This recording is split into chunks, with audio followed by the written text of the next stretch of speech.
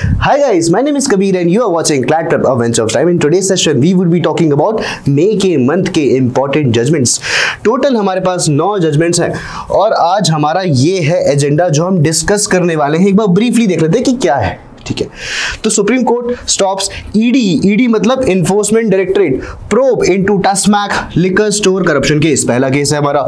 Supreme court limited power on arbitral awards कि arbitral award के regarding supreme court की power बहुत ज्यादा लिमिटेड सेंस में होगी। 2025 की रूलिंग है। बहुत बार ऐसा होता है कि आपके पास आर्बिट्रल अवार्ड आ जाता है, उसके बाद आप उसको चैलेंज करने चले जाते हो। तो सुप्रीम कोर्ट की पावर के रिगार्डिंग सुप्रीम कोर्ट ने खुद ने जजमेंट दिया कि हमारी पावर का स्कोप कितना है, लिमिटेड है, और किस सेंस में लिमिटेड है ये भी देखेंगे। Supreme Court mandates 3 years practice for judicial service aspirants. अब ये जो था ये बहुत ज्यादा लैंडमार्क जजमेंट था और बहुत टाइम से अवेटेड था, बिकॉज ये जिस पॉपुलेशन को टारगेट कर रहा है वो बहुत ज्यादा चिंतित थी। क्या चिंता थी भाई? सिंपल सी बात है, पहले के जमाने में क्या होता था, जजेस के रिगार्डिंग बहुत सारे डिफिकल्टीज होती थी कि भाई जजेस की क्वालिफिकेशंस क्या होंगी, कौन व्यक्ति जज होगा, कैसे बनाया जाएगा। ठीक है, अब लोअर जुडिशरी में इस चीज़ को थोड़ा सॉर्ट करा गया। बोला कि भाई आप 5 साल पढ़ लो या फिर 6 साल पढ़ लो, यानी कि 3 years का ग्रेजुएशन कर लो, 3 years की LLB कर लो, बस प्रोफेशनल डिग्री आपकी एलिजिबिलिटी क्राइटेरिया बन जाती है। लेकिन अब सिनेरियो क्या हो गया, आपने 5 साल या 6 साल पढ़ाई कर भी ली, उसके बाद भी आपको 3 years ऑफ प्रैक्टिस करनी है, उसके बाद ही आप एलिजिबल हो गए लोअर जुडिशरी देने के लिए। और ये जो मूव था, काफी सारे एस्पिरेंट्स इससे नाखुश हैं, हम डिस्कस करेंगे। Supreme court and parliament spotlight on IBC operational gaps. IBC यानी कि इंसॉल्वेंसी बैंक्रप्सी कोर्ट के अंदर बहुत सारे ऑपरेशनल गैप्स हैं, वो सुप्रीम कोर्ट और पार्लियामेंट ने उस पर स्पॉटलाइट डाली। Supreme court strikes down environmental clearance notification. कुछ एनवायरमेंटल क्लियरेंस नोटिफिकेशंस थी जो हमारे पास थी, जो जिसको सुप्रीम कोर्ट ने स्ट्राइक डाउन कर दिया। ठीक है, क्या था, we'll discuss. Supreme Court declares that digital access fundamental right in India. अब आर्टिकल 21 जो है हमारे पास कॉन्स्टिट्यूशन का, वो बात करता है right to life and personal liberty की, और उसी को हमने एक्सपैंड कर दिया। बोला कि भाई अब आपको डिजिटल एक्सेस, कोविड के बाद लोगों का स्क्रीन टाइम बढ़ गया, कोविड के बाद लोगों की डिवाइस इंटरऑपरेबिलिटी बढ़ गई, यानी कि डिवाइस का पेनिट्रेशन बढ़ गया, इतने सारे लोगों के पास इतने सारे डिवाइसेस आ गए। ठीक है, प्लस इतना इजी एक्सेस हो गया इंटरनेट का, तो digital access as a fundamental right हमने रिकॉग्नाइज करा। और कैसे रिकॉग्नाइज करा, we'll discuss. Supreme Court protects maternity leave rights for all women. Maternity leave benefit act है हमारे पास। अब ये सारी की सारी वुमेन को केटर करेगा, सुप्रीम कोर्ट ने ऐसा राइट को प्रोटेक्ट करा है। कुछ पहले रिस्ट्रिक्शंस थी, समझेंगे आगे। Supreme court action on morphological ridge violation and last supreme court rules on forest land misuse. आप देख रहे हो एनवायरमेंटल से रिलेटेड कौन कौन से, 1 2 3 हमारे पास जजमेंट्स हैं, 3 हमारे सुप्रीम कोर्ट के मूव्स हैं जो डिस्कस करते हैं एनवायरमेंट के एस्पेक्ट्स। फटाक से पहले वाले केस पे आ जाते हैं। Supreme court stops ED probe into TASMAC liquor store case. अभी क्या करप्शन केस था, आइए डिस्कस करते हैं। बैकग्राउंड कुछ इस प्रकार था।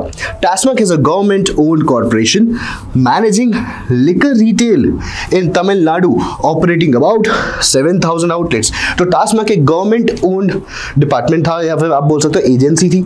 जैसे आपके डिफरेंट गवर्नमेंट के इंस्ट्रूमेंटैलिटी ऑफ स्टेट्स होते हैं। आपका आर्टिकल 12 बोलता है इंस्ट्रूमेंटैलिटी ऑफ स्टेट क्या होगा, यानी कि कोई भी ऑर्गेनाइजेशन कैसे ऑपरेट करेगा और कितने हद तक गवर्नमेंट पर उसका कंट्रोल रहेगा। हमारे पास बहुत सारे लैंडमार्क जजमेंट्स हैं।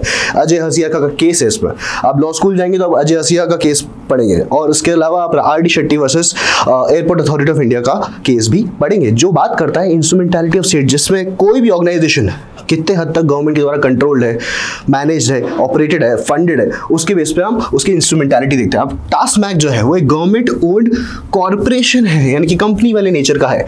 अब ये लिकर का रिटेल स्टोर है, कहाँ पे है, तमिलनाडु के अंदर है, और उसके 7000 आउटलेट हैं। बड़े सिंपलिस्टिक तरीके से बता देता हूं। It is a major revenue source.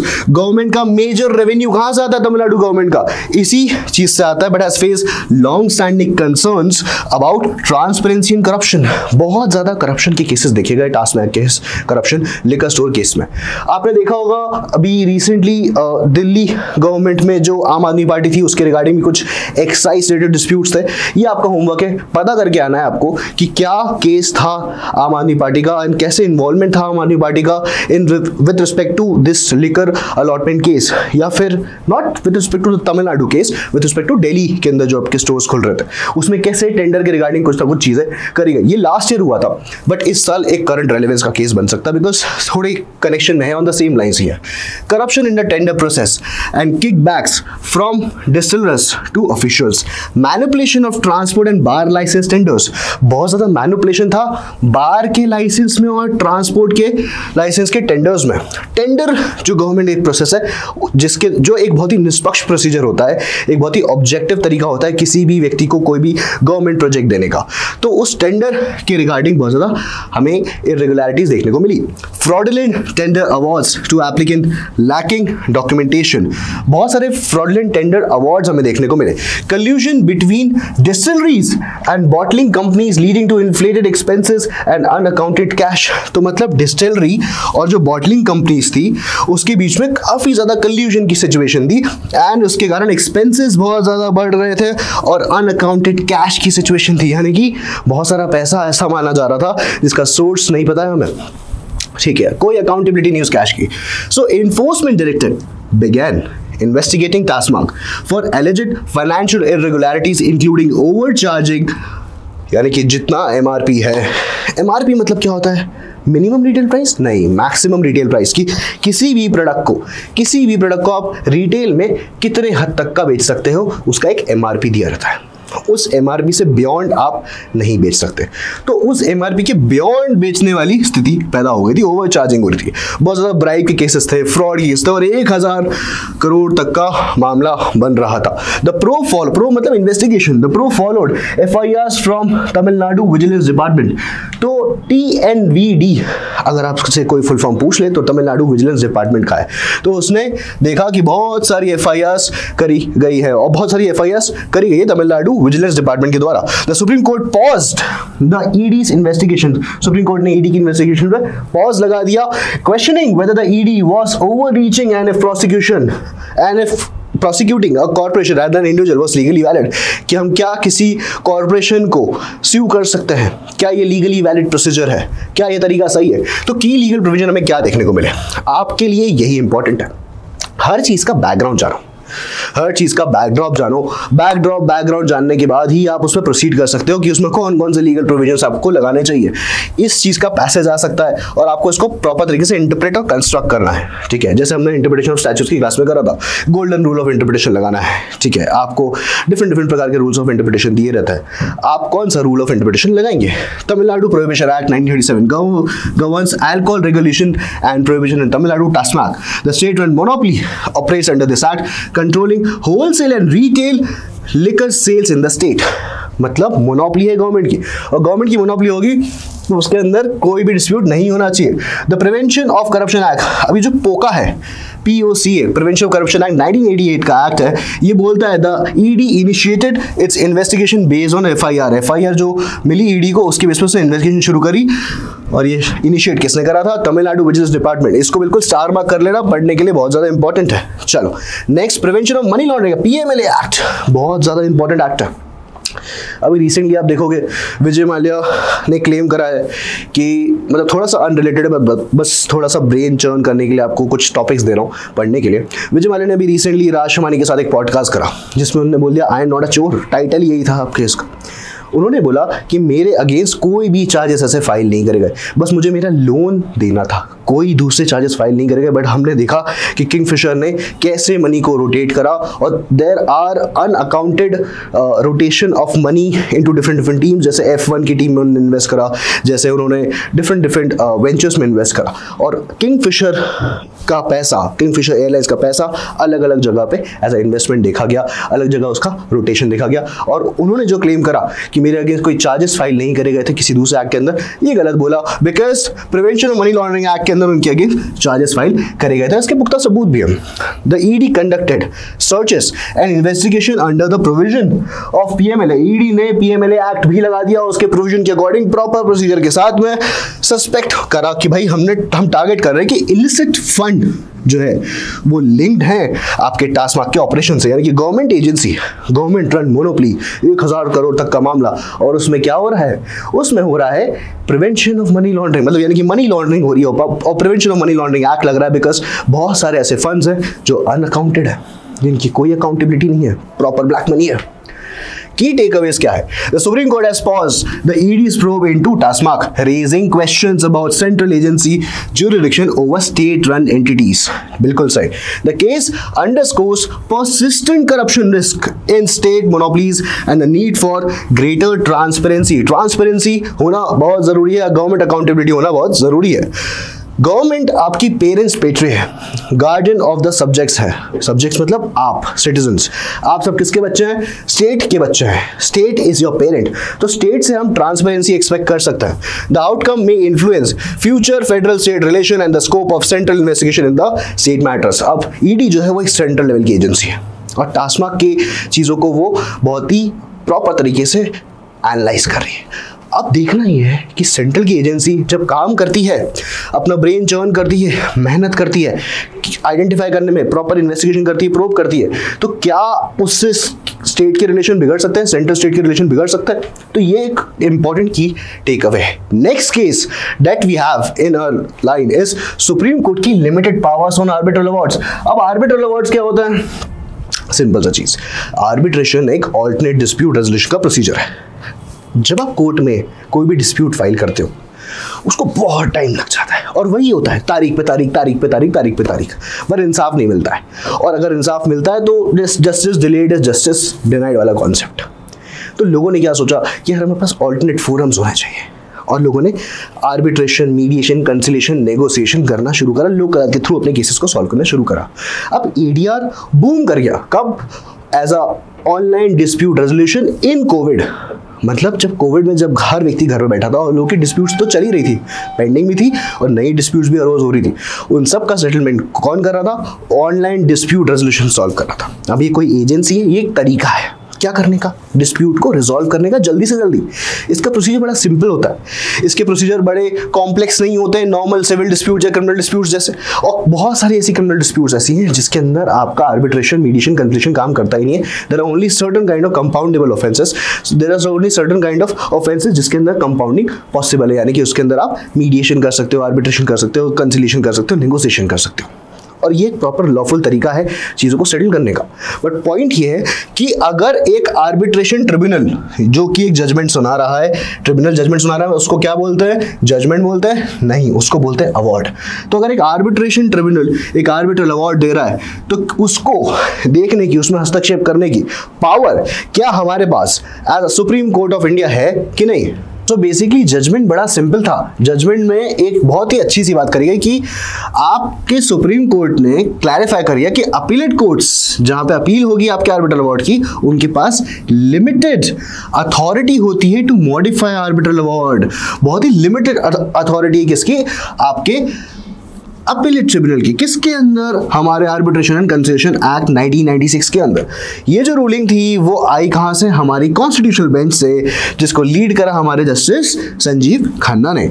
और ने एड्रेस क्या करा? Interpretation of section 37 appeals of the act. तो अगर पूछा जाए कि सेक्शन 37 अपील्स जो है उसमें पावर किसकी ज्यादा है? सुप्रीम कोर्ट की ज्यादा पावर है या फिर अपीलेट जो अथॉरिटी उसकी ज्यादा पावर है या आर्बिट्रेशन ट्रिब्यूनल जिसने वो जजमेंट पास करा उसकी पावर है? सिंपल सी बात है, आर्बिट्रेशन ट्रिब्यूनल जिसने वो आर्बिट्रल अवार्ड पास करा उसकी पावर हमेशा ज्यादा रहेगी और लिमिटेड पावर किसकी रहेगी? हमेशा अपीलेट अथॉरिटी या फिर आपका सुप्रीम कोर्ट ऑफ इंडिया. अगर सुप्रीम कोर्ट ऑफ इंडिया आपका अपीलेट अथॉरिटी है तो जस्ट इन केस. अब लीगल फ्रेमवर्क क्या कहता है? सेक्शन 34 बात करता है अपील्स के बारे में. यही देखा ना हमने, अपील्स. तो सेक्शन 34 अपील्स के बारे में बात करता है. अब क्या बोलता है? Allows court to set aside arbitral awards on specific grounds but does not inherently grant the power to modify them. मतलब सुप्रीम कोर्ट उस चीज को या फिर जो अपीलेट अथॉरिटी उस चीज को सेट असाइड कर सकता है बट मॉडिफाई नहीं कर सकता, उसमें कुछ चेंज नहीं कर सकता. मतलब कुछ एक बेसिक स्टे वगैरह लगा सकता है, सेट असाइड कर सकता है, हटा सकता है, खारिज कर सकता है, बट उसमें कुछ ना कुछ चेंजमेंट या अमेंडमेंट नहीं कर सकता. अमेंडिंग या रिव्यूइंग इज नॉट पॉसिबल. अब सेक्शन 37 क्या बोलता है? It provides for appeals in arbitral matters but similarly does not confirm modification power. वो बोलता है आप आर्बिट्रल मैटर्स में क्या कर सकते हो? अपील कर सकते हो, पर मॉडिफिकेशन पॉसिबल नहीं है. 34 और 37 बड़ा सिंपल. अब इसके इम्प्लीकेशंस क्या हो सकता है?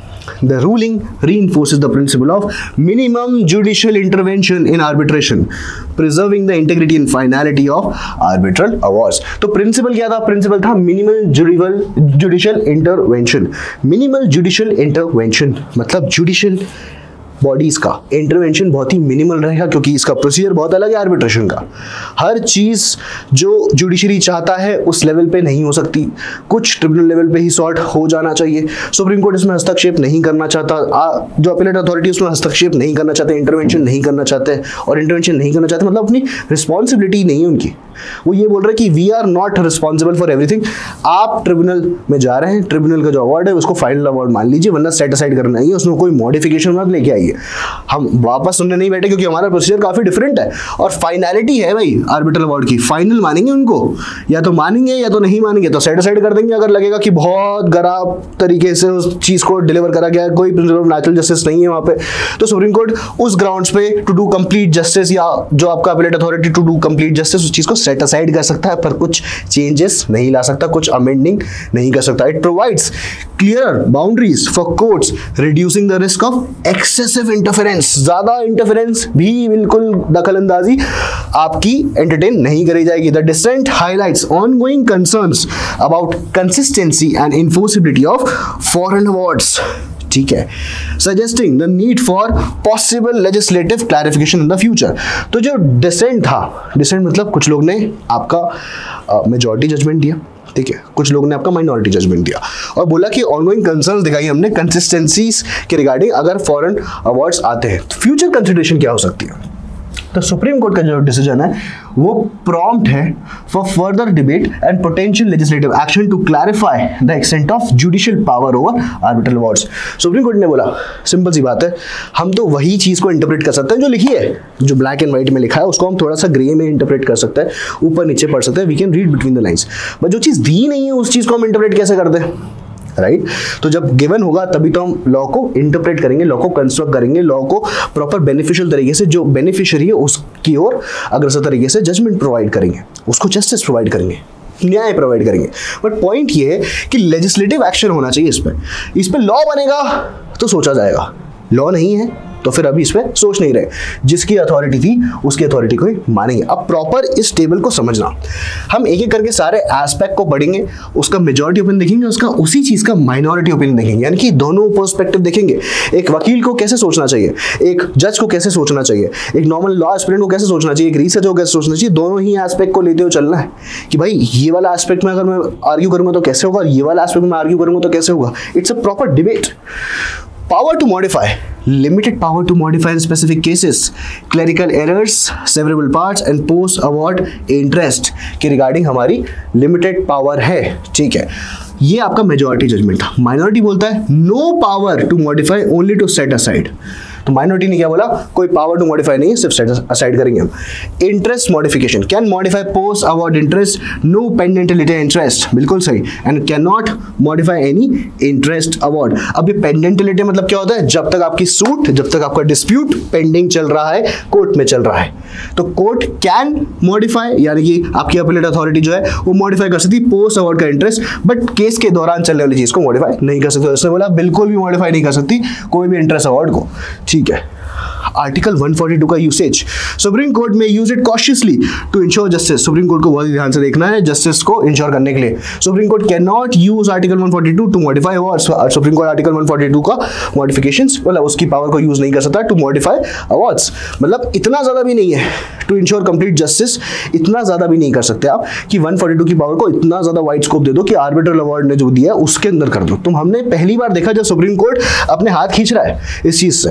ठीक है, रैशनल क्या निकला, allows limited intervention to avoid prolonged litigation, बिल्कुल सही, and emphasizes finality and minimum court interference. Simple सी चीज है, principle of limited judicial intervention. इतना सिंपल सा है, आपके एग्जाम में आ सकता है, आपके मॉक में आ सकता है, आपके लिए पढ़ना बहुत ज़्यादा इंपॉर्टेंट है. और क्यों है, सिंपल सी चीज़ है, प्रिंसिपल जुडिशियल मिनिमल इंटरवेंशन यही कहता है, या मिनिमल जुडिशियल इंटरवेंशन यही कहता है कि जुडिशरी ज़्यादा हस्तक्षेप नहीं करेगा, ज़्यादा इंटरवीन नहीं करेगा, ज़्यादा सो मोटो कॉग्निजेंस नहीं लेगा। किस चीज़ के रिगार्डिंग? आर्बिट्रल अवार्ड्स के रिगार्डिंग। अब इसमें आपको जो प्रोविजन लिखना है आप लिख सकते हैं, नोट डाउन कर सकते हैं वीडियो को पॉज करके। Next in the line that we have is supreme Court mandates 3 year practice for judicial service aspirant. बहुत सारे ऐसे एस्पिरेंट्स हैं जो बहुत ज़्यादा परेशान है। अब क्यों परेशान है? क्योंकि सुप्रीम कोर्ट का जजमेंट आ गया 3 इयर्स प्रैक्टिस के रूल के रिगार्डिंग। रूल क्या था भाई? पहले बैकग्राउंड समझ लेते हैं रूल के लिए। The Supreme Court reinstated the requirement of 3 years of legal practice for entry level judicial post। जो आपकी entry level judicial post होगी ना, यानी कि लोअर जुडिशरी होगी, हायर जुडिशरी की रिगार्डिंग नहीं है। हायर जुडिशरी में तो अलग क्राइटेरियाज हैं ऑलरेडी कि आपको 7 इयर्स ऑफ प्रैक्टिस करनी है, वर्किंग प्रैक्टिस करनी है, उसके बाद आप एलिजिबल है, एक सर्टेन एज क्राइटेरिया। यहाँ पे लोअर जुडिशरी की बात हो रही है कि हमें चाहिए क्वालिटी जजेस, प्यारे प्यारे जजेस जो प्यारे प्यारे जजमेंट दे रहे हैं। ये नहीं कि तारीख पे तारीख लगाए। आजकल के जो जजेस बन रहे हैं वो खुद ही क्वालिफाइड नहीं है बहुत ज़्यादा जज की पोजीशन पे बैठने के लिए, क्योंकि उनको सिर्फ थियोरी में लॉ आता है, प्रैक्टिस में तो लॉ आता ही है। जब आप डॉक्टरी की पढ़ाई कर रहे हैं तो आप प्रैक्टिकल बहुत सारी चीज़ें करते रहते हैं, तो आपको वो चीज़ आती रहती है। You also enhance your working practice skills. Dentistry अगर आप कर रहे हैं तो आपका जो कॉलेज रहता है उसी के अंदर आपके पास पेशेंट्स आते हैं, आप उस पर एक्सपेरिमेंट्स करते हैं, चीज़ें करते हैं, सीखते हैं, अपने सीन्स को देखते हैं और बहुत कुछ बिल्डअप करते हैं अपनी पर्सनालिटी में। बट लॉयर्स का तो ऐसा नहीं है, क्योंकि लॉयर्स बहुत ही अनऑर्गेनाइज सेक्टर के तौर पे काम कर रहे हैं। जो आपके लॉ सेक्टर है, लीगल सेक्टर है, बहुत अनऑर्गेनाइज मैनर में काम कर रहा है। इसके कुछ प्रॉपर डॉक्यूमेंटेशन नहीं, जबकि सबसे ज़्यादा प्रॉपर डॉक्यूमेंटेशन इसी में होना चाहिए। किस व्यक्ति को कितने केसेस मिले, किस वकालतनामे में किस व्यक्ति का नाम है, हर चीज़ प्रॉपर जीएसटी फाइलिंग करके उसका टैक्सेस पे किया जा रहा है नहीं किया जा रहा है, हर चीज़ देखा जाएगा। अब से हर चीज़ को प्रॉपर तरीके से रूल्स रेगुलेशंस बनेंगे, इसको फॉर्मलाइज करेंगे। और बोला कि ये जो जुडिशियल पोस्ट है रिवर्स कर दिया हमने 2002 का रूल कि जब हम फ्रेश लॉ ग्रेजुएट्स को अलाउ करेंगे डायरेक्टली, 2002 का लॉ अब जाके 2025 में चेंज कर दिया। कुछ सर्टेन रीजंस थे सुप्रीम कोर्ट के पास। This change aims to ensure जजेस have practical court room experience to handle cases effectively and improve judiciary वाली क्वालिटी। जो जुडिशियल क्वालिटी होती है किसी जज के अंदर, एक प्रॉपर जजमेंट देने की, ऑब्जेक्टिव जजमेंट देने की, फटाक से किसको खत्म करने की, वो नहीं है आजकल के जजेस के पास। ऐसा सुप्रीम कोर्ट ने बोला। अब इसकी इम्प्लीमेंटेशन डिटेल्स, हमारे पास 3 इम्प्लीमेंटेशन डिटेल्स है।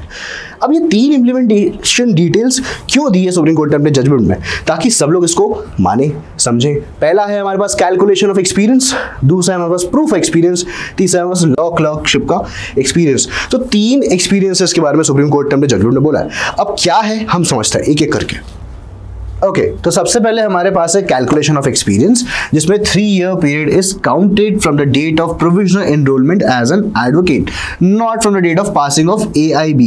सो AIB नाम का एग्जामिनेशन होता है जो हर किसी एडवोकेट को पास करना ही करना है। अब जैसे फॉर एग्जाम्पल अगर कोई इंसान 2022 के अंदर ग्रेजुएट हो गया है तो उसको सबसे पहले क्या करना पड़ेगा? एक वकील जैसे प्रैक्टिस करने के लिए, एक एडवोकेट जैसे प्रैक्टिस करने के लिए उसको सबसे पहले स्टेट बार काउंसिल में रजिस्ट्रेशन कराना पड़ेगा, जिसकी कुछ एक फीस होगी। अब वो फीस काफी कम हो गई है सुप्रीम कोर्ट के जजमेंट के बाद ही। उसके बाद जब वो स्टेट बार काउंसिल में रजिस्ट्रेशन करा लेगा, फिर उसको एक ऑल इंडिया बार एग्जामिनेशन भी पास करना है, जिसका कुछ मिनिमल परसेंट होता है। It's an open book examination. So उसी चीज के बारे में बात करें कि भाई आपका date of provisional enrolment as an advocate, जो आपने प्रोविजनल एनरोलमेंट करा था तब से आपका डेट काउंट होगा, ना कि जब से आपने AIB पास करा था। ठीक है। Proof of experience, candidate must obtain from an advocate with at least 10 years of standing at bar, which must also be endorsed by a judicial officer or by of the relevant court। So जिस court में आप practice करते हैं वहां का जो judicial officer है उसके द्वारा वो चीज एंडोर्स होनी चाहिए। और क्या एंडोर्स होना चाहिए? आपका जो भी सर्टिफिकेट ऑफ प्रैक्टिस है जो उस 10 साल पुराने एडवोकेट ने करा है, मिनिमम 10 साल उस एडवोकेट के अंदर जिसके अंदर आप एज जूनियर बैठ के काम करा है, उससे आपको सर्टिफिकेट चाहिए रहेगा। उसको जुडिशियल ऑफिसर भी एंडोर्स करेगा, यानी कि उसको वेरीफाई करेगा, वेरासिटी चेक करेगा उसकी। लास्ट है लॉ क्लर्क एक्सपीरियंस। जो भी बच्चे एज जज के अंदर काम करते हैं, जज के अंडर काम करते हैं, उनकी भी प्रैक्टिस को हम लोग इसको काउंट कर लेंगे। अगर आप लॉ क्लर्क भी हैं किसी जज के अंडर, उनकी असिस्टेंस प्रोवाइड करते हैं, उनकी हेल्प करते हैं, तो उसको भी काउंट कर लेंगे। इसकी स्कोप एंड एप्लीकेबिलिटी क्या है? सो प्रोस्पेक्टिव एप्लीकेशन इसका इस प्रकार है, the new rule applies only to future recruitment process. जो अभी तक की जो वैकेंसी इशू हो चुकी है उसके अंदर कोई भी दिक्कत नहीं है। जो इशूड है, राजस्थान इशूड है, छत्तीसगढ़ इशूड है, ठीक है, MP इशूड है, तो इन सब के अंदर कोई इशू नहीं है। आपके इस जजमेंट के बाद की जितनी भी अब आएंगी वैकेंसीज उस पे जजमेंट एप्लीकेबल होगा। तो अभी भी आपके एस्पिरेंट्स के पास ये लास्ट अटेम्प्ट है इन गिवन वैकेंसीज का फॉर्म भरने का। जिनके फॉर्म एग्जॉस्ट हो चुके हैं वो तो चांस गया, जो अभी तक इशू हो चुकी है जिनकी डेडलाइन है उसमें फॉर्म भरने का लास्ट आपके पास आई वुड से चांस था। अब वो चांस भी चले जाएगा अगर आपने फॉर्म की डेट मिस कर दिया है। ये आपका लास्ट अटेम्प्ट होगा एक तरह से। तो यहीं पे जजमेंट्स लाइक इसी जजमेंट के कारण जो जुडिशियल ऑफिसर्स हैं, मतलब जुडिशियल एस्पिरेंट्स हैं जितने भी हैं, जो जुडिशियल ऑफिसर बनने का उनका जो सपना है वो थोड़ा टूटता बिखरता सा लग रहा है और बहुत इश्यूज आने वाले हैं आगे एस्पिरेंट्स के थ्रू। लाइक उनको अपनी लाइफ में काफ़ी हार्डशिप फेस करनी पड़ेगी क्योंकि उन्होंने इसी को एज अ मूल लाइफ टाइम गोल बना के रखा था कि मेरे को तो एक जज बनना है, मैं इस साल जज का एग्जाम दूंगी बन जाऊंगी, या फिर नेक्स्ट ईयर जज का एग्जाम दूंगी बन जाऊंगी। मेरी तैयारी प्रॉपर नहीं है, अभी मैं और पढ़ रही हूँ और सब्जेक्ट्स कवर करना मुझे चाहिए। ऐसे बहुत सारे मेल फीमेल इवन ट्रांस लोगों ने भी अपने डिफरेंट इंस्टीट्यूशन से पढ़ाई करना शुरू करी, लेकिन अल्टीमेटली जो जजमेंट आया उससे वो नाखुश हैं। Directives to state and high courts. तो स्टेट के पास क्या डायरेक्टिव है, स्टेट को और हाई कोर्ट को क्या डायरेक्टिव दिया गया है? All state government and high court are required to update the service rule. आपके जो सर्विस रूल है जुडिशियल सर्विस के रूल्स को, उसको आपको अपडेट करना है, हाई कोर्ट को अपडेट करना है।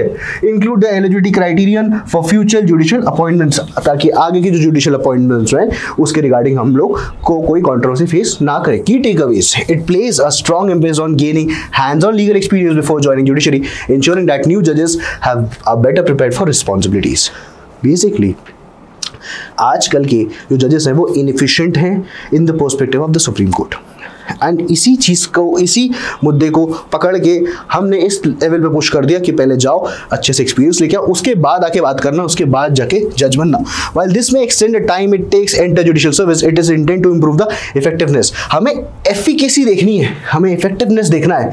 इफेक्टिव तरीके से अगर हम जज का अपॉइंटमेंट नहीं करेंगे, इफेक्टिव जज का अपॉइंटमेंट नहीं करेंगे, क्वालिटी चाहिए हमें, आउटस्टैंडिंग लोग चाहिए हमें ऐसे लोग चाहिए जो कि निदान कर सकते हैं। इतने सारे चंक्स ऑफ केसेस हैं इंडिया के पास, करोड़ों में केसेस हैं इंडिया के पास, और इतना टाइम लग जाएगा, इतने साल लग जाएंगे हम लोग को उन केसेस को सॉल्व करने में। तो उससे बेहतर हमें काम करते हैं इफेक्टिव जजेस को लेकर आने, ताकि judiciary as a whole benefit करे।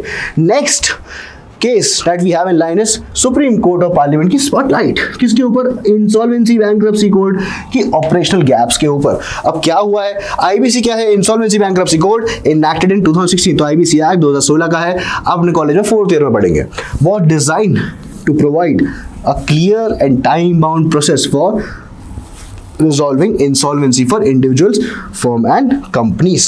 तो इंडिविजुअल फर्म और कंपनीज जब भी इंसॉल्वेंट हो जाती है, यानी कि बैंकरप्ट हो जाती है, उनके पास एक भी पैसा नहीं बचता है कुछ भी करने का, तो उसके रिगार्डिंग हमारे पास है इंसॉल्वेंसी बैंक्रप्सी कोड। अब ये जो इंसॉल्वेंसी बैंक्रप्सी कोड है 2016 का, उसके अंदर प्रॉपर टाइमलाइन दी है, उसी टाइमलाइन के रिगार्डिंग बातचीत है। The background, the recent focus on the JSW steel Bhushan power and steel limited. तो ये जो JSW steel Bhushan power and steel limited है, BPSL है, इसके केस के रिगार्डिंग क्या हुआ था? BPSL में ये हुआ था, supreme court intervened after JSW steel challenge the liquidation of BPSL। तो JSW स्टील ने चैलेंज कर दिया BPSL का liquidation, arguing that liquidation would harm the company's value, कि भाई अगर आप हमें अभी लिक्विडेट कर दोगे, अगर आप हमें अभी ही बैंकरप्ट घोषित कर दोगे, तो उससे हमारी कंपनी की वैल्यू कम हो जाएगी, हमारे एम्प्लॉय और लेंडर्स को बहुत ज्यादा इफेक्ट होगा।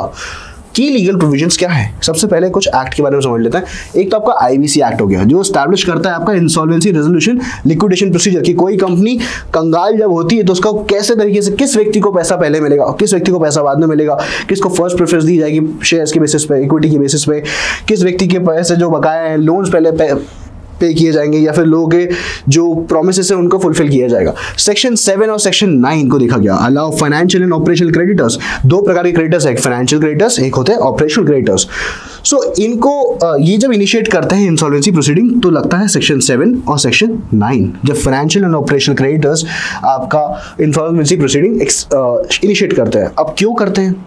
क्योंकि उन्होंने पैसा लगाया, क्योंकि उन्होंने ऑपरेशंस में, फाइनेंसेस में पैसा लगाया और कंपनी पैसा नहीं लौटा पा रही, तो फिर वो क्या करते हैं? कंपनी की कुड़की करने के लिए बोलते हैं कि भाई कंपनी को तो हटाओ, कंपनी से मुझे पैसा दिलाओ। Section 12 sets strict timelines for completion of resolution. भाई स्ट्रिक्ट टाइमलाइन है जिसके अंदर वो रेजोल्यूशन कंप्लीट होना चाहिए। 32A provides immunity to the corporate debtor. भाई कॉर्पोरेट डेटर कौन होता है? जिसको कंपनी कुछ पैसा ओन करती है। Immunity to the corporate debtor मतलब I would say company own नहीं करती, कॉर्पोरेट क्रेडिटर हो जाएगा वो। कॉर्पोरेट डेटर मतलब जब एक कॉर्पोरेट कंपनी खुद एज अ डेटर बनती है and its asset from offences of committed prior to the commencement of the insolvency process under the certain conditions. तो 32A के अंदर कुछ इम्यूनिटी प्रोवाइड करिए कॉर्पोरेट डेटर को। सेक्शन 33 बोलता है इनिशिएशन ऑफ लिक्विडेशन, कि भाई लिक्विडेशन का शुरुआत होगी तो होगी कैसे।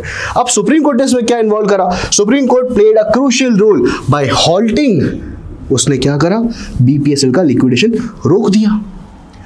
रिस्पॉन्ड करा कंसर्न्स को कि भाई liquidation would negatively affect stake holders, कि भाई ये जो लिक्विडेशन है वो बहुत ज़्यादा नेगेटिव इफेक्ट करेगा स्टेक होल्डर्स को। इस टाइप पे ऐसे कंपनी को बंद नहीं कर सकते, लिक्विडेट नहीं कर सकते, पैसा निकाल नहीं सकते कंपनी से, फ्लो बंद नहीं कर सकते। The court's intervention highlighted the need for judicial oversight. Judicial oversight बहुत ज़रूरी है ताकि आईबीसी के जो ऑब्जेक्टिव्स हैं that is revival over liquidation are prioritised, कि भाई कंपनी को हम रिवाइवल स्टेज पे लेके आए।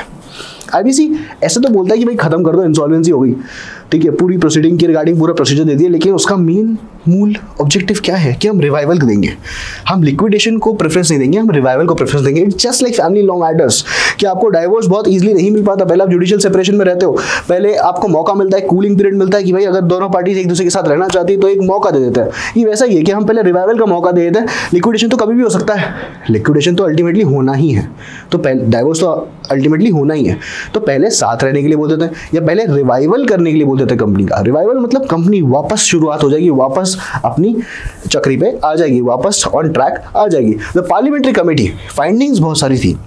पार्लियामेंट्री कमेटी ने ये बोला कि पर्सिस्टेंट एम्बिग्यूटीज हैं और डिले हैं आईबीसी के रेजोल्यूशन प्रोसेस के अंदर।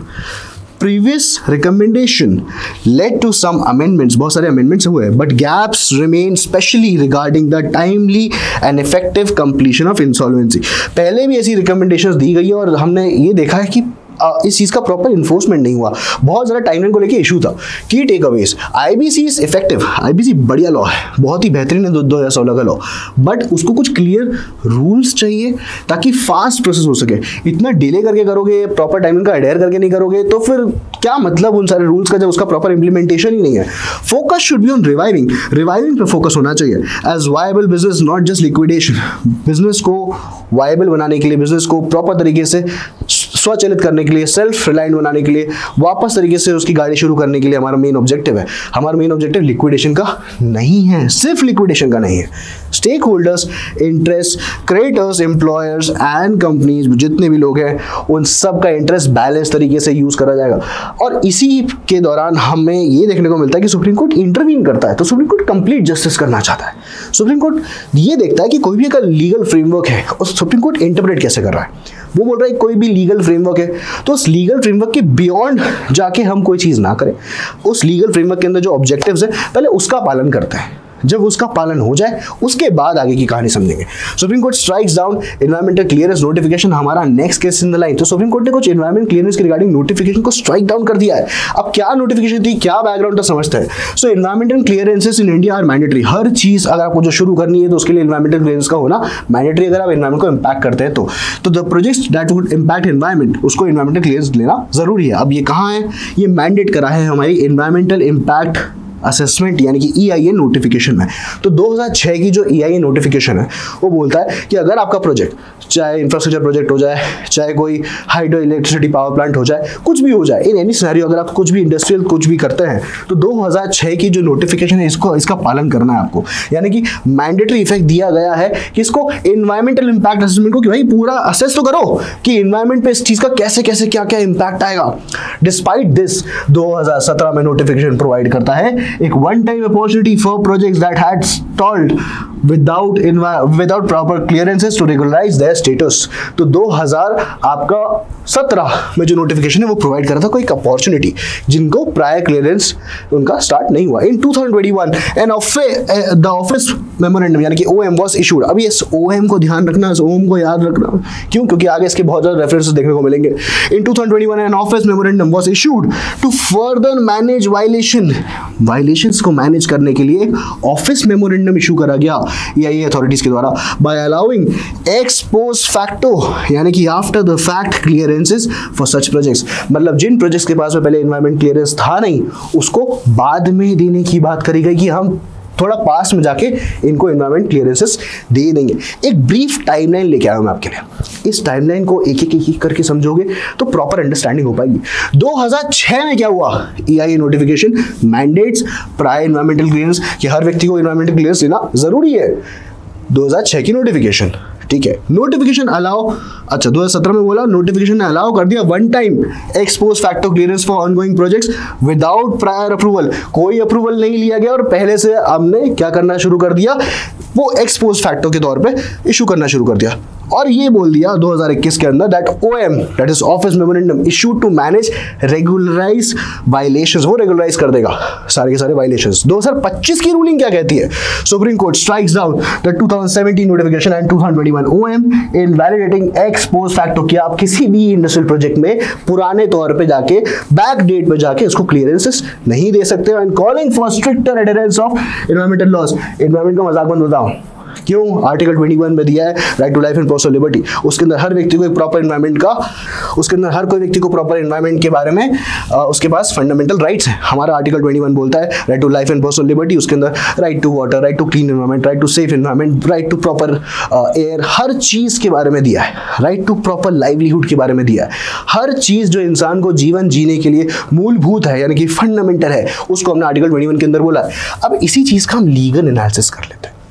पहले हमारे पास है एनवायरमेंटल नोटिफिकेशन 2006 की, फिर 2017 से 2021 की, फिर सुप्रीम कोर्ट की रूलिंग। आप बोलते हो ना कि सर हमारे मॉक में नंबर नहीं आते, क्यों नहीं आते, क्योंकि आप एक स्ट्रक्चर्ड मैनर में उसका एनालिसिस नहीं करते हो कि सर ऐसे कोई प्रोविजन आ जाए तो उसके बेस पे एक फैक्ट बेस्ड सिचुएशन हो तो मैं तो आंसर मार्क कर दूंगा या कर दूंगी, राइट, यही बोलते हो। बट सर वो पहले क्या बोला, उसके बाद में फिर कोई नई रूलिंग आ गई, फिर सुप्रीम कोर्ट ने इन दोनों रूलिंग को देखा, फिर कुछ नया इंटरप्रेट कर दिया, तो ये हमें समझ में नहीं आता। इसमें कुछ केस लॉस आ जाते हैं, कुछ ऑफिस मेमोरेंडम्स आ जाते हैं, कुछ नोटिफिकेशन आते हैं, तो उसको एनालाइज कैसे करें, ऐसे एनालाइज करें, एक प्रॉपर टाइमलाइन बनाएं। जब भी हम किसी केस में जाते हैं तो एक प्रॉपर टाइमलाइन बनती है। सो बेसिकली 2006 का जो EIA बोलता है वो बोलता है कि आपको पहले से एनवायरमेंटल क्लियरेंस चाहिए, पहले से चाहिए, यानी कि आपका प्रोजेक्ट शुरू हो रहा है उसके पहले को होना चाहिए। अब प्रोजेक्ट शुरू हो चुका है और बाद में एनवायरमेंटल क्लियरेंस होगा तो कोई मतलब है क्या उसका, नहीं। 2017 का बोलता है कि नहीं, हम पहले अगर फॉर एग्जांपल प्रोजेक्ट शुरू हो चुका है तो इसके पहले से एनवायरमेंटल क्लियरेंस नहीं लिया तो एक काम कर देंगे, अब इनको बाद, प्रोजेक्ट तो शुरू हो चुका है, लॉस नहीं होना चाहिए तो बाद में एनवायरमेंटल इंपैक्ट असेसमेंट कर दो, which does not make sense. और इसका कोई अप्रूवल भी नहीं लिया गया। सुप्रीम कोर्ट की रूलिंग ने डिक्लेयर कर दिया एक्स पोस्ट फैक्टो का क्लियरेंस दैट ये सारी जो चीजें हैं, ये जो क्लियरेंस दी गई ये सब इलीगल नेचर के हैं, stating that they contradict environmental jurisprudence, और एनवायरमेंटल ज्यूरिस्प्रूडेंस का मजाक बना के रख दिया। एनवायरमेंट की कोई प्रोटेक्शन करी ही नहीं गई, कोई टूल नहीं दिया गया इस चीज को।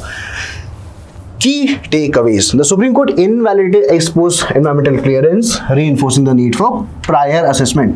ये सारे प्रोजेक्ट्स को बंद करना पड़ेगा और प्रायर असेसमेंट की आवश्यकता है। 100 प्रोजेक्ट्स से भी ज्यादा including coal mines, cement plants cleared under the violation category में नाउ फेस स्क्रूटिनी। इन सब का रीअसेसमेंट होगा, ये सब स्क्रूटिनी में है, यानी कि इन सब पे हस्तक्षेप किया जाएगा, ये मैग्नीफाइंग ग्लास के अंदर से देखे जाएंगे। Shifts regulatory focus towards stricter enforcement and sustainability development. The decision highlights critical role of expert appraisal committee जो EAC है उसको बहुत ज़्यादा इंपॉर्टेंस दी गई और हाईलाइट करा गया, और ये बोला कि उनका काम क्या है, इवेलुएट करना एनवायरमेंटल के कंप्लायंसेस की सारा चीज कौन असेस करेगा, EAC असेस करेगा।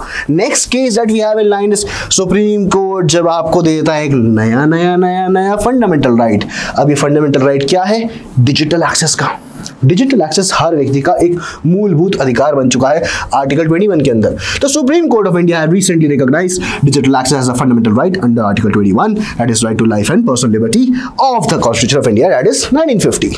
This landmark judgement was prompted by petitions from acid attack survivors and visually impaired individuals who face barriers in completing digital know your customer। तो बेसिकली जो एसिड अटैक विक्टिम्स हैं, ठीक है, जो digitally impaired लोग हैं, वो अपना KYC नहीं करा पा रहे थे क्योंकि उनको प्रॉपर एक्सेसिबिलिटी नहीं थी उनकी डिजिटल चीज की। मतलब जैसे नॉर्मल फेस रिकॉग्निशन करके KYC हो जाता है, चीजें करके KYC हो जाता है, तो वो चीज वो एक्सरसाइज नहीं कर पा रहे थे और उनका एक्सेस जो था वो लिमिटेड था, एंड इस कारण उनकी वेलफेयर स्कीम से वो लोग छूटते चले जा रहे थे। तो डिजिटल एक्सेस का हमने एक मूलभूत राइट बनाते हैं, उसको आर्टिकल 21 के अंदर एक्सपेंसिव स्कोप दिया, ठीक है। 2018, 22, 25 और 25 के एंड में क्या हुआ, 2018 Asset tax survivors and visually impaired petitioner raise concerns about exclusion from digital KYC process and essential services. So asset tax survivors और visually impaired petitioners ने concern raise करी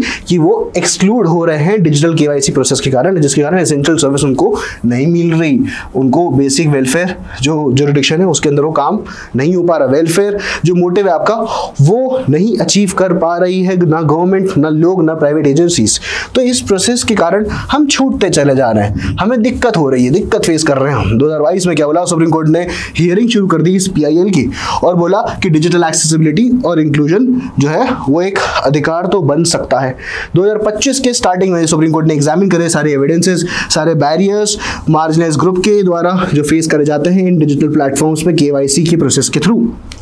जून 2025 में क्या होता है, सुप्रीम कोर्ट ने डिलीवर कर दिया एक लैंडमार्क जजमेंट जिसमें उसने डिक्लेयर कर दिया राइट टू डिजिटल एक्सेस को एज अ फंडामेंटल राइट, ताकि हर कोई व्यक्ति इस इकोसिस्टम का पार्ट बन सके। कौन से की लीगल प्रोविजन देखेगा, अब आर्टिकल 21 तो सबको पता ही है जो बोल रहा है कि डिजिटल एक्सेस को हम डाल रहे हैं, यानी कि right to life and personal liberty, right to life and dignity now interpreted as digital access. ठीक है, मतलब ऐसा नहीं कि अब डिजिटल एक्सेस बन चुका है 21 तो right to life and personal liberty ही है, उसको एक्सपैंड करके उसमें बहुत सारे राइट डाल दिए। और हम देखते हैं सुप्रीम कोर्ट के बहुत सारे लैंडमार्क जजमेंट जो आप आपके कॉन्स्टिट्यूशन 1 एंड कॉन्स्टिट्यूशन लॉ 2 के अंदर देखेंगे, आपके अपकमिंग जो सेमेस्टर्स हैं जब कॉलेज जाएंगे 1 साल बाद यानी कि आज की डेट से, और समझेंगे कि भाई कॉन्स्टिट्यूशन 1 में कितने ज़्यादा इंपॉर्टेंट फंडामेंटल राइट्स देखने को मिलते हैं। तो कॉन्स्टिट्यूशन 1 में आप देखेंगे कि कैसे सुप्रीम कोर्ट ने डिफरेंट PILs डिफरेंट SLP के थ्रू इस चीज़ को एंटरटेन करा है और आर्टिकल 21 को एक्सपैंड कर दिया। अब आर्टिकल 21 को एक्सपैंड डायरेक्टली किया जा सकता है क्या भाई, बेसिकली 14, 19 एंड 21 का एक गोल्डन ट्रायंगल बनता है। ये जो गोल्डन ट्रायंगल है आपका 14, 19 और 21 का, इस ट्रायंगल के थ्रू हम किसी व्यक्ति की फ्रीडम, किसी व्यक्ति की लाइफ, किसी व्यक्ति को अनइक्वल ट्रीटमेंट अगर मिल रहा है तो उसको प्रॉपर तरीके से रेगुलराइज करके उसके राइट्स को रिकॉग्नाइज करता है। तो आर्टिकल 14 बोलता है it ensures right to equality before law and supporting equal digital access, कि जैसे नॉर्मल व्यक्ति को अधिकार है वैसे इन वाले व्यक्ति को क्यों हम अछूता रख रहे हैं, इन सारे व्यक्ति को हम क्यों मार्जिनलाइज रख रहे हैं। जब हर व्यक्ति KYC करा पा रहा है तो ये क्यों नहीं करा पा रहे हैं। आर्टिकल 15 बोलता है कि आप डिस्क्रिमिनेट नहीं करेंगे on various ground like religious, race, caste, sex, place of birth. ना रिलीजन के बेसिस पे, ना रेस के बेसिस पे, ना कास्ट के बेसिस पे, ना सेक्स के बेसिस पे, ना प्लेस ऑफ बर्थ के बेसिस पे आप किसी व्यक्ति को डिस्क्रिमिनेट करेंगे। Reinforcing the need for inclusive digital platforms, कि आपको डिजिटल प्लेटफॉर्म्स में ये चीज इंश्योर करनी है। अब आर्टिकल 38 क्या है आपका, है DPSP, यानी कि DPSP मतलब directive principles of state policy. Directive principle of state policy क्या है बेसिकली मॉरल और लीगल प्रिंसिपल्स हैं। किसके लिए, सरकार के लिए। ये सोशल प्रिंसिपल्स है, इसमें गांधीयन प्रिंसिपल्स भी आते हैं, इसमें बहुत सारे ऐसे प्रिंसिपल्स आते हैं जिसको सरकार जब भी उनको लगेगा, जब भी उनके रिसोर्स होंगे तब सरकार क्या करेगी, इन सारे प्रिंसिपल्स को मुकम्मल करने की कोशिश करेगी। Next case that we have is case number 7, Supreme Court protects maternity leave rights for all women. सारी की सारी औरतों के लिए हमने मैटरनिटी लीव के राइट्स को इंटरप्रेट करा। गवर्नमेंट स्कूल की टीचर तमिलनाडु में मैटरनिटी लीव लेती है उनके 3rd चाइल्ड के लिए। अब जो 3rd चाइल्ड है तो 3rd चाइल्ड के लिए मैटरनिटी लीव मिलेगी कि नहीं मिलेगी। सिंगल जज की बेंच ने इनिशियली ग्रांट कर दी उनकी इस रिक्वेस्ट को, डिवीजन जज की जो बेंच ने मद्रास हाई कोर्ट ने इसको ओवरटर्न कर दिया। तो पहले सिंगल जज की बेंच ने इसको बोला हाँ मिल जाएगी, और फिर मद्रास हाई कोर्ट की जो फुल बेंच बैठी थी आपकी, उस सॉरी डिवीजन बेंच जो बैठी थी, अच्छा फुल बेंच क्या होता है, सिंगल जज की बेंच को सिंगल जज बेंच बोलते हैं, 2 जज की बेंच को हम डिवीजन बेंच बोलते हैं, 3 जज की बेंच को हम फुल बेंच बोलते हैं। ठीक है, अब जो भी आपकी जो कोर्ट्स हैं, ठीक है, अगर फॉर एग्जाम्पल एक जज की बेंच ने कुछ जजमेंट दिया, अगर आपको इसकी अपील करनी है तो आप हमेशा हायर अथॉरिटी को करोगे। तो आप क्या करते हो, एक की जगह आप 2 जजेस आपको सुनेंगे। अब इससे आप सेटिस्फाइड नहीं तो आप क्या करोगे, आप सीधे जाओगे 2 की जगह 3 जजेस के पास में या सीधे सुप्रीम कोर्ट पहुंच जाओगे। बैकग्राउंड क्या है, बड़ा सिंपल सा है।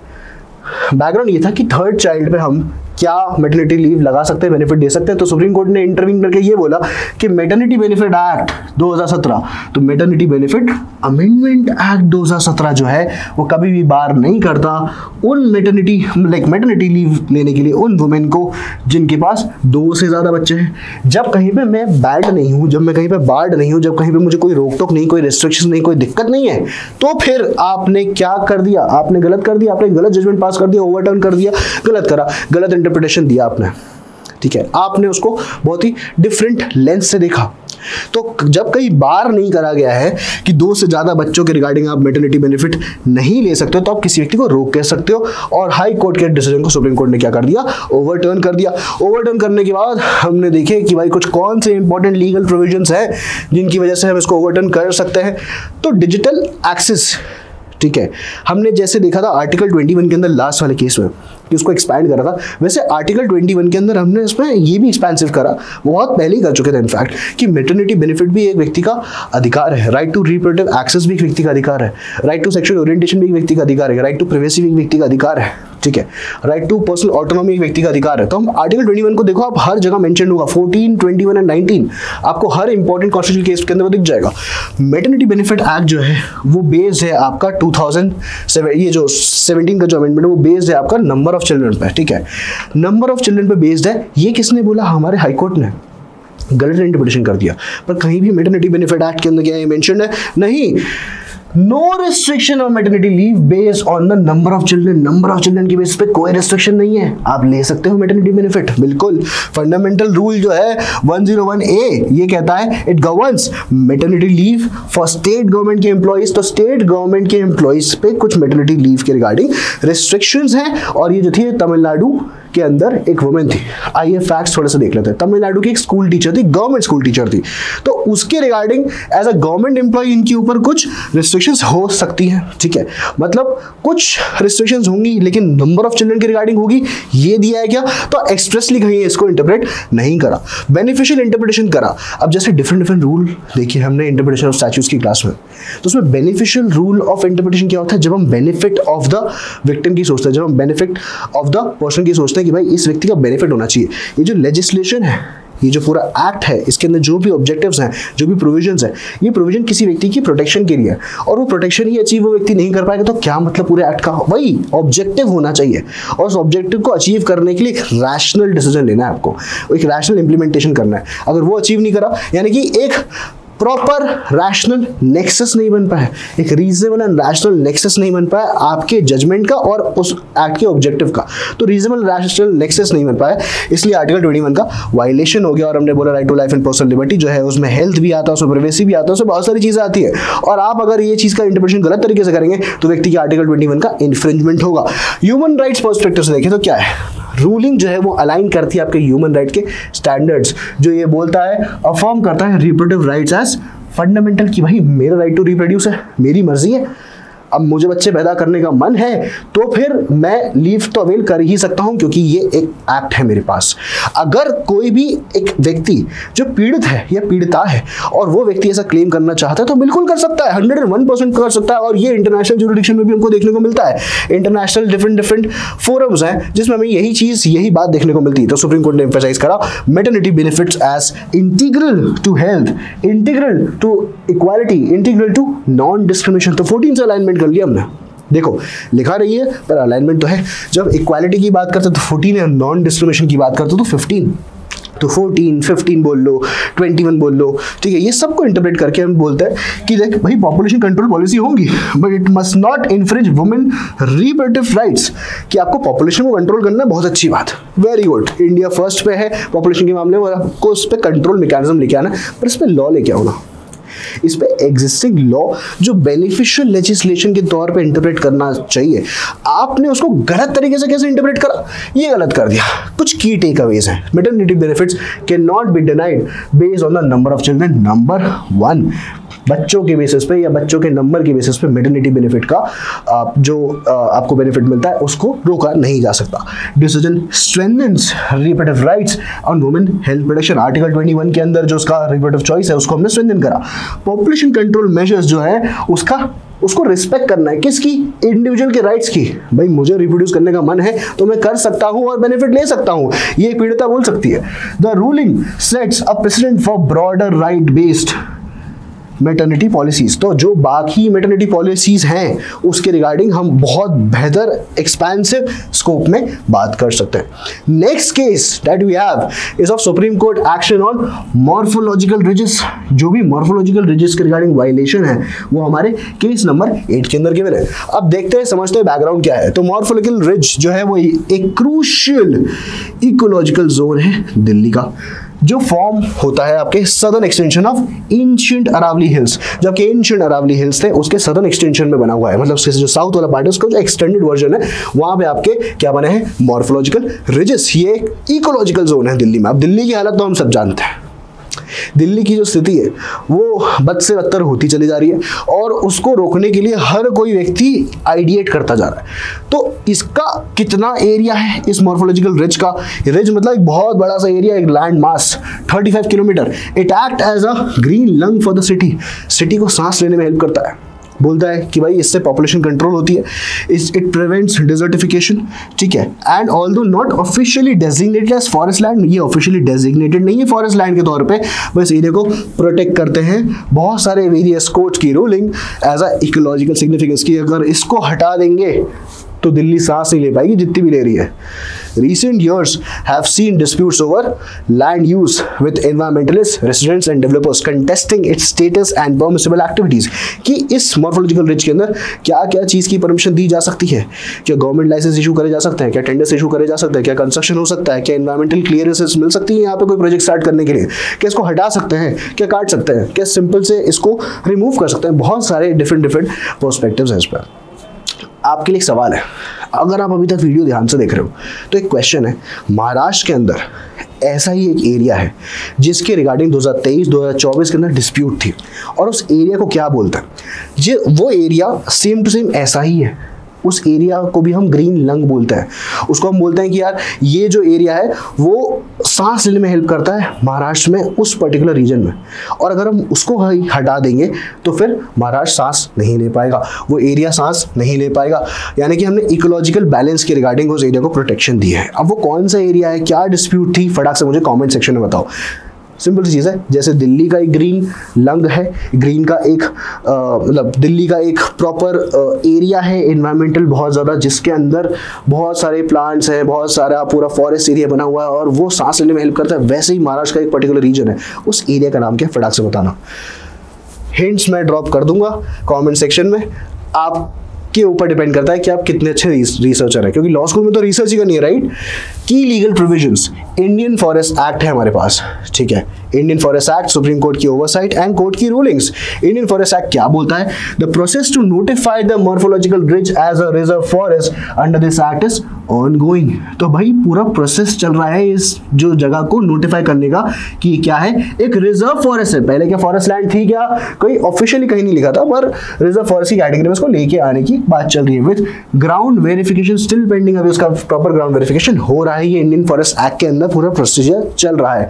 उसको रिजर्व फॉरेस्ट बनाने की कुछ गाइडलाइंस हैं, ठीक है। उन गाइडलाइंस को मीट कर रहा है क्या वो एरिया, ये देखा जा रहा है। सुप्रीम कोर्ट की oversight, land use changes required approval from ridge management board and supreme court appointed central empowered committee. Supreme court ने एक सेंट्रल एम्पावर्ड कमिटी को अलॉट कर दिया है इस चीज को, ताकि वो इसमें हस्तक्षेप करे और देखिए हर चीज प्रॉपर तरीके से हो रही कि नहीं हो रही है। इसे हमने रिच मैनेजमेंट बोर्ड के तौर पे देखा है, ठीक है। सुप्रीम कोर्ट की जो रूलिंग है वो क्या है? The area is protected by a series of judicial decision. Supreme court ने बोला इसको बहुत सारे जुडिशियल डिसीजंस के द्वारा प्रोटेक्ट करा गया है और उसको इकोलॉजिकल आई वुड से इकोलॉजिकल बैलेंस के तौर पे देखा गया कि भाई हमें प्रॉपर इकोलॉजिकल बैलेंस हम मेंटेन नहीं करेंगे, सस्टेनेबल डेवलपमेंट नहीं करेंगे तो दिक्कत हो जाएगी, which restricts development and mandate conservation efforts. बिल्कुल सही। Supreme Court का intervention. The Supreme Court has intervened to address alleged violations in the morphological ridge, emphasizing the need for stricter compliance. जितनी भी चीज़ें हैं उनको strictly comply करा जाए, सेंट्रल पावर्ड कमेटी की चीज़ों को देखा जाए, वो देखे प्रॉपर तरीके से कि भाई जो इम्प्लीमेंटेशन है किसी चीज को रिजर्व फॉरेस्ट बनाने का वो प्रॉपर हो रहा है कि नहीं हो रहा है। जुडिशियल ओवरसाइट की बहुत जरूरत है। The supreme court action reinforces judiciary proactive role in environmental protection. मतलब सुप्रीम कोर्ट ये बोलता है कि जुडिशरी को प्रोएक्टिवली एनवायरमेंट को प्रोटेक्ट करना चाहिए, ये जुडिशरी का काम भी है, और एनफोर्समेंट करना चाहिए इसका लैंड यूज की रेगुलेशंस का। तो ये थे आपके कुछ इंपॉर्टेंट इंटरवेंशंस के पॉइंटर्स। अब कुछ की टेक अवेज है। जो आपका पेंडिंग नोटिफिकेशन है ना रिजर्व फॉरेस्ट का इंडियन फॉरेस्ट एक्ट 1927 के अंदर, उसका मतलब यह है कि कुछ interim like any interim violation can be subject to contempt proceedings and further legal action. यानी कि कोई भी व्यक्ति अभी फिलहाल जब तक केस पेंडिंग है और उसमें कुछ वायलेशन करता है तो माना जाएगा कि कोर्ट का वो अनादर कर रहा है, ठीक है, कोर्ट को डिमीन करने की कोशिश कर रहा है, कंटेम्प्ट प्रोसीडिंग उसके खिलाफ लीगल एक्शन लिया जा सकता है कोर्ट के द्वारा सो मोटो। The case highlights the importance of field verification. जो फील्ड वेरिफिकेशन है उसको करना बहुत ज्यादा इंपॉर्टेंट है, और ट्रांसपेरेंट रेगुलेटरी प्रैक्टिस भी होना चाहिए for conservation of ecologically sensitive area. ये इकोलॉजिकली सेंसिटिव एरिया की डेफिनेशन में आ रहा है। अब इकोलॉजिकली सेंसिटिव एरिया मतलब इसके साथ छेड़छाड़ मतलब बहुत ज्यादा खतरनाक repercussions. Next case that we have is supreme Court ruling on forest land misuse. एक और रूलिंग आ गई फॉरेस्ट के लैंड के मिसयूज के रिगार्डिंग। बोला कि भाई इलीगल ट्रांसफर ऑफ 11.89 हेक्टर्स यानी कि 11.89 हेक्टर्स ऑफ लैंड की जो फॉरेस्ट लैंड जो है वो पुणे के अंदर उसको initially allotted to the Chavan family. Chavan family जो है उसको एग्रीकल्चर पर्पस के लिए दी गई थी in 1998 and later sold to the Richie Rich cooperative housing society. तो ये जो Richie Rich housing cooperative society है, आपको जमीन क्या मिली थी एग्रीकल्चर करने के लिए, आपने क्या कर दिया जमीन को बेच ही दिया। 1998 में जो जमीन मिली थी उसको बेच दिया, पैसे खा लिया आपने। अब ब्रीफ टाइमलाइन अगर देखेंगे तो 1998 में ये बोलता है कि भाई forest land in Pune allotted to Chavan family for agriculture use. Subsequent years में land sold to Richie Rich cooperative housing society. 2025 की रूलिंग बड़ी सिंपल सी है। Supreme court rules the transfer illegally, जो ट्रांसफर कर दिया इलीगल, क्योंकि पर्पस क्या था एग्रीकल्चर पर्पस। अलॉट क्यों करी गई थी एग्रीकल्चर करने के लिए।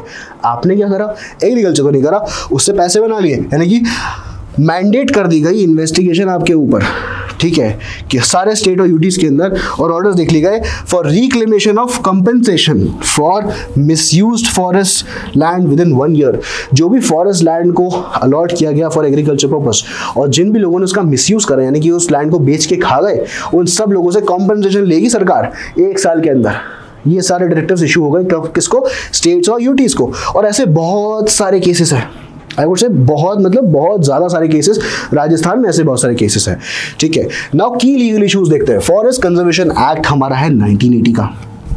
एक्ट का ईयर याद करने की जरूरत है, हाँ भी और ना भी।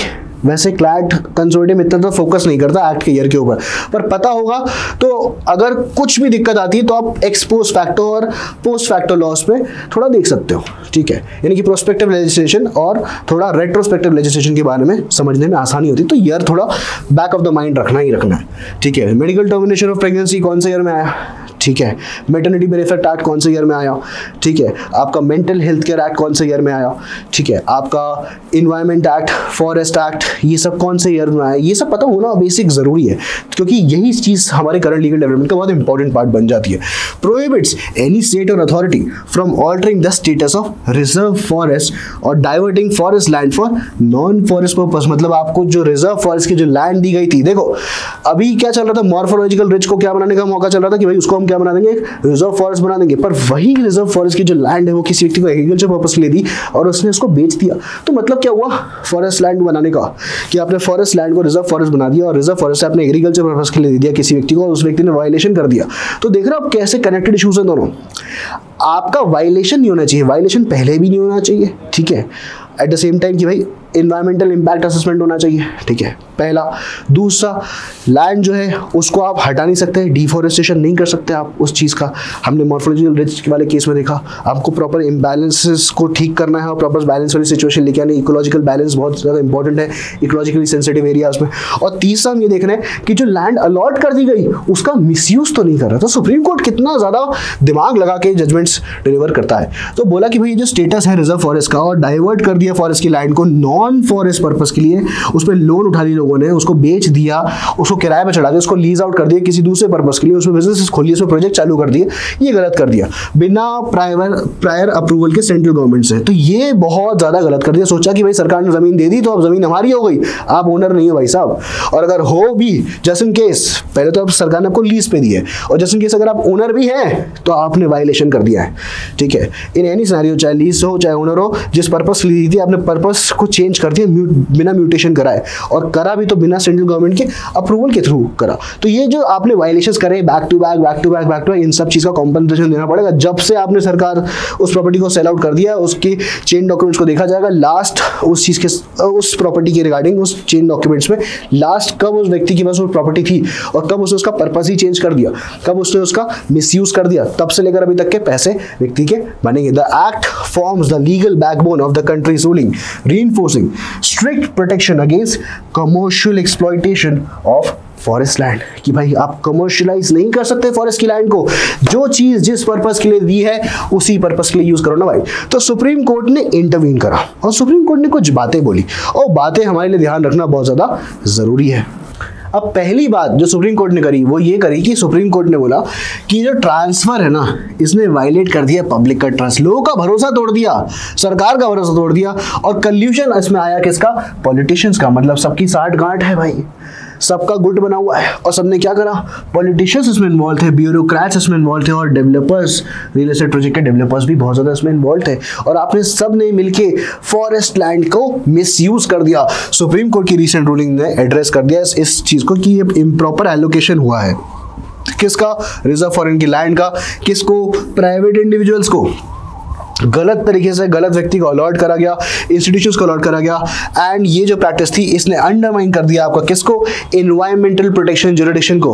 कि भाई आपका जो एनवायरमेंटल प्रोटेक्शन ज्यूरिडिक्शन है या फिर एनवायरमेंटल प्रोटेक्शन ज्यूरिस्प्रूडेंस है, आई वुड से ज्यूरिडिक्शन की जगह ज्यूरिस्प्रूडेंस है, कि हम एनवायरमेंट को प्रोटेक्ट करेंगे, इसलिए हमने लॉ बनाया। आपने लॉ को मिसयूज करके एनवायरमेंट की ऐसी की तैसी कर दी, आप ऐसे नहीं कर सकते, ठीक है। की टेकअवेज, क्या की टेकअवेज है हमारे लिए यानी कि लॉ एस्पिरेंट्स के लिए, states and UTs must set up special teams to investigate all instances for forest land misuse. तो हर स्टेट को, हर यूटी को स्पेशल टीम बनानी पड़ेगी, क्या करने के लिए, इन्वेस्टिगेट करने के लिए। अब देखो मॉर्फोलॉजिकल रिज वाले में क्या हो रहा था, एक सेंट्रल पावर कमेटी आ रही थी फॉर अ स्पेसिफिक पर्पस कि इसको रिजर्व फॉरेस्ट में डालें, रिजर्व लैंड में डालें कि नहीं डालें है, रिजर्व फॉरेस्ट लैंड में बनेगी या नहीं बनेगी। इसमें क्या है, स्टेट और यूटी को ही पावर दे दी गई, बोला कि भाई तुम ही देखो अपने स्टेट में कि किस व्यक्ति ने, स्पेशल टीम बनाई कि किस व्यक्ति ने गलती करी है या नहीं करी है। Next, illegally transferred forest land must be reclaimed.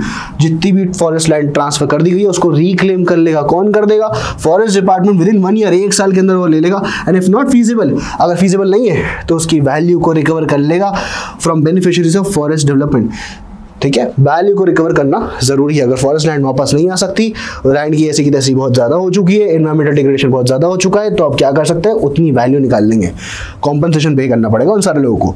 The ruling highlights कल्यूजन between officials, और काफी ज्यादा कल्यूजन की सिचुएशन थी, बहुत ज्यादा साठ गांठ की सिचुएशन थी, बहुत ज्यादा कॉमन इंटेंशन था, इन सबका कॉमन ऑब्जेक्टिव था क्या करना, फॉरेस्ट कंजर्वेशन को थ्रेट करना, ठीक है। द कोर्ट कंडेम्ड, कोर्ट ने लताड़ लगाई है और कोर्ट ने इस प्रैक्टिस को कंडेम करा है, बोला है misuse of backward class status, backward class का जो स्टेटस है उसको मिसयूज करा गया है इस प्रिटेक्स्ट पे कि भाई इलीगल लैंड के ट्रांसफर। अब बैकवर्ड क्लास को लैंड अलॉट हुई थी फॉर एग्रीकल्चर पर्पस, आपने मिसयूज कर दिया तो आपने अपने टाइटल, अपने स्पेशल रिजर्वेशन का बहुत ज्यादा गलत इस्तेमाल करा।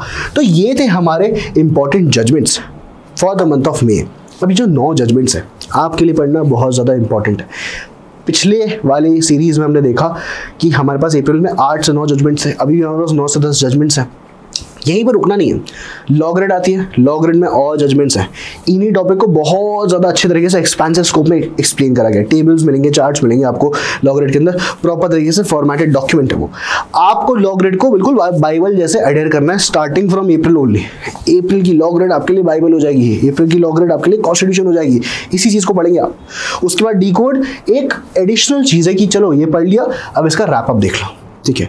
आप इसको ऐसा ट्रेलर समझ सकते हो कि भाई मैं लॉ ग्रेड पढ़ने वाला हूं तो पहले मैं क्या करूंगा, डी कोड का अप्रैल का वीडियो देख लूंगा ताकि मुझे एक ब्रीफ आइडिया आ जाए, मेरा ब्रेन चर्न करना स्टार्ट करने लग जाए, मैं ब्रेनस्टॉर्मिंग करने लग जाऊँ इधर उधर चीज़ों के बारे में, और फिर जब मुझे पता चल जाएगा फिर मैं लॉ ग्रेड पढ़ लूंगा।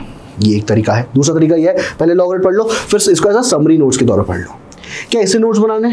I would not recommend people जिसके पास लॉगरिथम के ऑलरेडी कॉपीज हैं, उसको नोट्स बनाने की जरूरत है। उसी में हाईलाइट कर लो, उसी में पॉइंटर्स लिख लो, और अगर वापस समझ नहीं आ रहा तो उसको उतारते जाओ और अच्छे पॉइंटर्स के तौर पर मेरे सामने प्रेजेंट करो। I will help you out. Current legal developments बहुत ज़्यादा इंपॉर्टेंट है, हर साल आता है, मॉक में भी हमारा यही फोकस है।